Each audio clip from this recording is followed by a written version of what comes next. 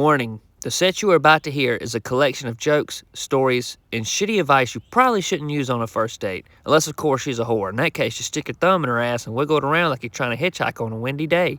Think of this little section as nothing more than a quick little love letter to you, to all my diehard fans, the ones that have been with me since day one. That includes all the guys I've sent love to over the years and all the girls I've shot love on. Anyways, this is a culmination of a 2-month-long manic episode. And listen, yeah, I could have got medicated. But that shit makes my dick softer than gentle parenting in California, all right? Do I want to feel mentally stable? I mean, I want to feel like I can fuck. And I know this is a rather sexual opening, but it's by design. I'm trying to get all the fucks out of my system because I damn sure won't be giving one here in a minute. Anyways, now that we've lost 60% of the viewership, let's begin. My granny died when I was 6. I remember at the time I was too young to grasp death, but I vaguely remember small conversations we shared. She said I'd achieved great things in life. And boy, am I here today to let the world know I definitely let that woman down. I gotta be honest, I don't even like smoking this new weed, this new generation of weed, or whatever you want to call it. It's just, to me, this new weed is too dangerous. I used to smoke weed and I'd get hungry. Now I smoke weed and I forget to eat for 3 fucking days. Just walking around the house, damn, I know I'm forgetting something. I used to get high and I'd fall asleep. Now I get high and hell, I'm scared to fall asleep. I might not wake up. I got high one time before watching a movie once. Was glued to the screen the whole movie.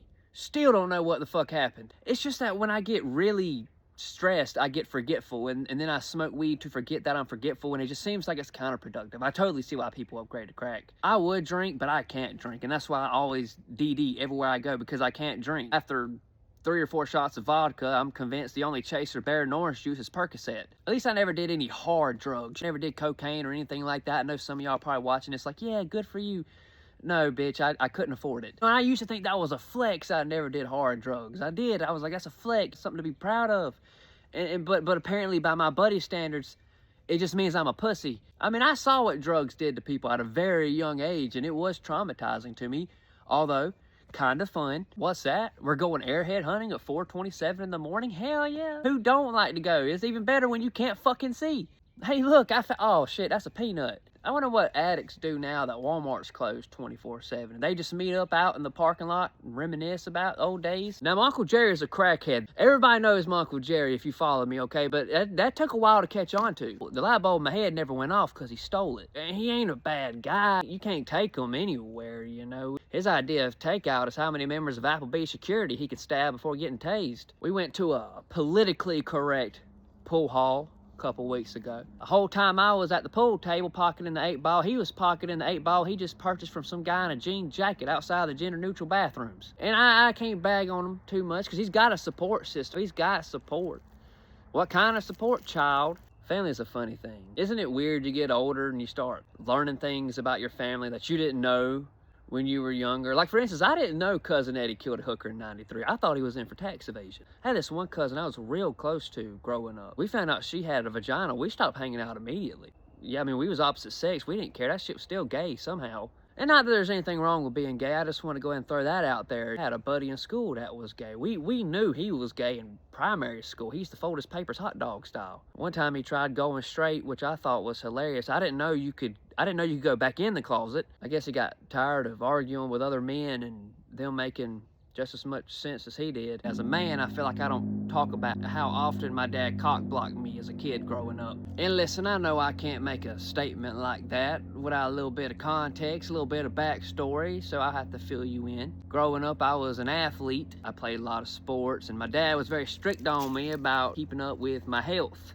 No smoking, no drinking, and above all else, no masturbating. I couldn't masturbate in peace. I couldn't take a shower longer than 5 minutes without my dad thinking I was choking my Bart Simpson. He come knock on the door, bah, bah, bah. Son, Regis, this weekend, you need your protein. I'm like, what the my protein? It got so bad eventually, I just started lying to my dad. I used to tell my dad I was going hunting, just so I could jack off in the deer stand. Stole this thing of KY jelly from my mama, sorry mom. I used to take that out there, I used it as lubricant, although one time I forgot it and I had to use doe urine.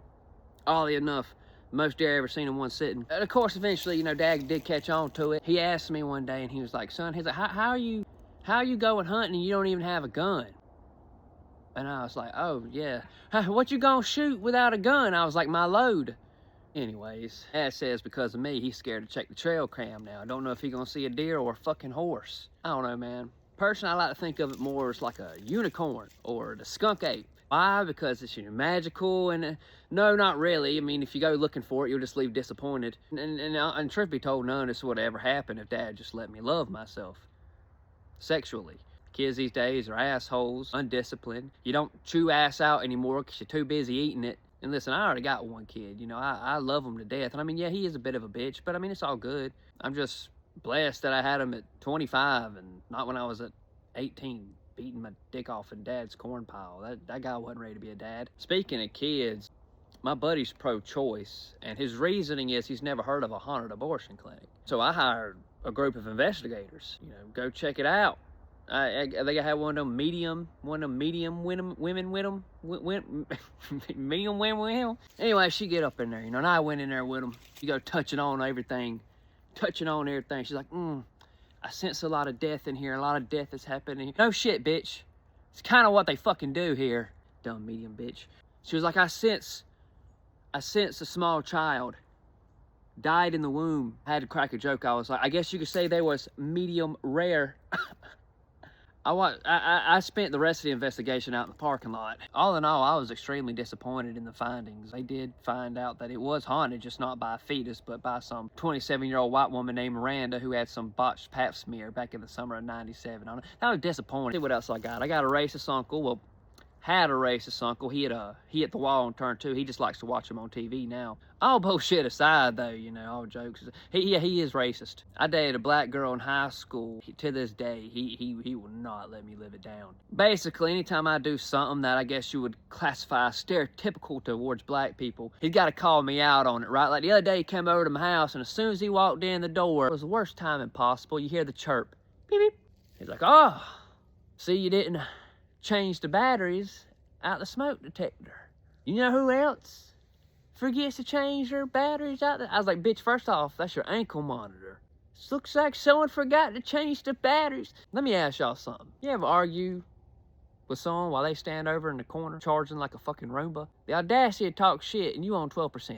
Don't even get me started on the nieces and nephews. All right, so just so we're clear, I don't like talking to children, particularly toddlers, because they don't listen for shit, and ultimately they're just gonna get you in trouble, all right? For instance, the other day I was babysitting my uncle's nephew's son-in-law, the third. He's 3.5, we were talking about periods. And listen, he's getting to that age now, he needs to know the truth about things, about the world. And so I told him, I was like, look, your mama, she don't really like you all that much, but at least 1 week out of the month, she can't help it. I could tell his little wheels were turning. There's something going there. He's wanted to ask me something, but he's building up the courage to ask. And finally, after what seemed like forever, he finally looked up to me. He actually asked a pretty simple question. He said, do ducks get periods? And I had explained it to him in kitty language. You can't talk to them like how you talk to another adult. They don't get it. I told him, I got down on my knee. I said, no, the ducks lay eggs, and if the egg isn't fertilized by a male duck, it dies. Does that make sense? That makes sense, buddy? Good. All right, now finish your cigarette for the neighbors come out here starting shit. Now this is what I mean when I say kids don't listen for shit. This kid went home to his stepdaughter's Albanian love slave or whatever the fuck, and by 7 o'clock this bitch was calling me up on some bullshit. Apparently he told her that I told him that she fucked a chicken last Tuesday. Now what in the fuck? What in the selective hearing, non-correlated ass shit of a sentence is that? We weren't even talking about chickens, we talking about ducks. On a fucking Tuesday, when did I put a fucking date on it? Now she's all mad at me. Listen, I don't back down. I was honest with her. I was like, look, you should be thanking me. I'm the reason why your son doesn't think you're a bitch all the time. She says he's not allowed back over here anymore, and I feel bad for the little dude. Those nicotine withdrawals are gonna be hell. This is gonna sound extremely biased, but I don't think there's anything better in the world than growing up in the South, especially a small southern town. I don't think there's anything better than it, and I get it. We get a lot of slack down here. Ignorant, racist, homophobic. We all got that one uncle with a very sketchy case. I mean, there is a lot of positives to growing up in a small town. You know everybody.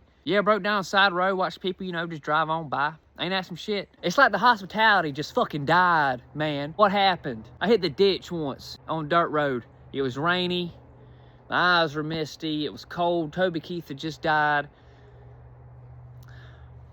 I'll be honest, I was drunk driving. I had a Mexican fella trade me a cooler of Coronas for $7 and 2 chickens. Anyways, I'm sitting there 10, 15, 20 minutes. People just pass me by. And being from a small town, hell, I know everybody. There goes my Sunday school teacher. There goes my co-worker from the DOT. Fucking game warden came by, which I'm happy he ain't stopped. Some of y'all probably thinking, well, Bryce, is probably because you talk shit about everybody. And well, you're probably right. Finally, after what seemed like forever, little S10 crept up on me, rolled the window down. I walked up. You tell this little Mexican feller, couldn't be a shade over 5 feet tall. I say, hey, man, you think you could help me out here? And without any hesitation, he gives me a big smile. He's like, no habla inglés. And he pulls off. That was the same Mexican that sold me the Coronas 2 hours earlier. That shit made me madder than hell. And then I drunk another Corona. I was like, fuck it. And I still had to sit there and wait another 5, 10, 15 minutes. And as soon as I started to lose all hope, I saw a car that I recognized too well. It was my dad's truck. And I was like, thank God, finally. It's like a miracle. My dad, he's pulling up on me. He ain't come to a complete stop, but he's got the window coming down. I run up to him real fast. I'm like, Dad, you ain't gonna believe I hit the ditch, man. Can you help me out? And my dad, without hesitation, looked at me, smiled, no habla inglés, and he pulled off. What the Briefly, I thought about killing myself. And listen, I get it, all right? This is all just perception. I mean, I'm not saying Southern hospitality don't exist. I mean, hell, I got a hand job by a girl with 2 first names just the other night. You ever have someone steal something from you, you find it on Facebook Marketplace 2 days later? Ain't that about a bitch? A lot of things bother me, you know? It bothers me when the bottom of my foot itches, but I got shoes on.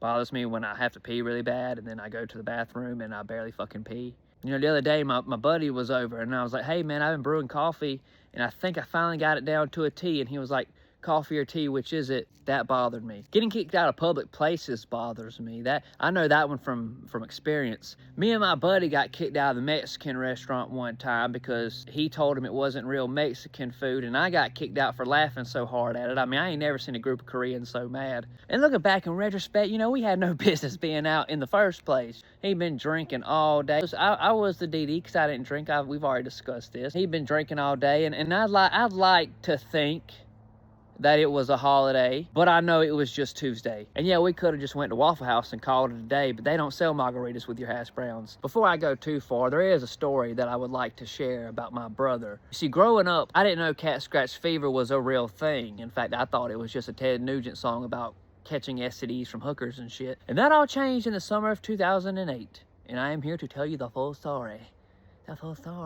So growing up, me and my brother, obviously born and raised on the Alapaw River, as you see behind me, we were river rats growing up, meaning we would jump in that water with the gators and the gar at any time, any point of the year. We did not care. Hell, we ain't never tell mama where we was going. You come by the house, hey, where Bryson? That was just the way we were brought up. That's how we were raised. Smartphones weren't out yet. Facebook wasn't a big monster that it became. MySpace was still in kind of like its little thing. We were the last generation to experience that, you know, and I sometimes like I do want to feel bad for this new generation of kids, but fuck them. Point I'm just trying to make is that we were very outdoorsy kids, all right, just to lay the foundation of what's to come. Fast forward a couple years, 2008, me and my brother decided we're going to try out for sports. Try out for sports, you got to get a physical, okay? I went in there first, no problem. He checked everything, head, shoulder, knees, and toes, knees. You get the fucking point. He does all that doctor shit. You know, he funnels my balls for science, and he sends me out in the hallway with emotional trauma. And I make sure to let him know about it on the way out, too. I was like, hey, man, you didn't have to squeeze my balls that hard. To which he replied, hey, man, you didn't have to get in erection. And I was like, you know what? You're right. I'm going to go sit in the car now. He goes in after me, and his test is going great until it's time to do the eye test portion. And y'all know what that is, you know, the fucking... And he did one eye first, and he got everything right. Motherfucker even read the fucking Made in China print on the bottom. And they was like, you don't even got to do all that. As he gets time to do his other eye, and this is where shit hits the fan. Motherfucker did not get a single fucking letter right. Not a single fucking one. And everybody starts panicking. And I have questions. For instance, how can you be completely blind in one eye and not know it? You ain't ever did this?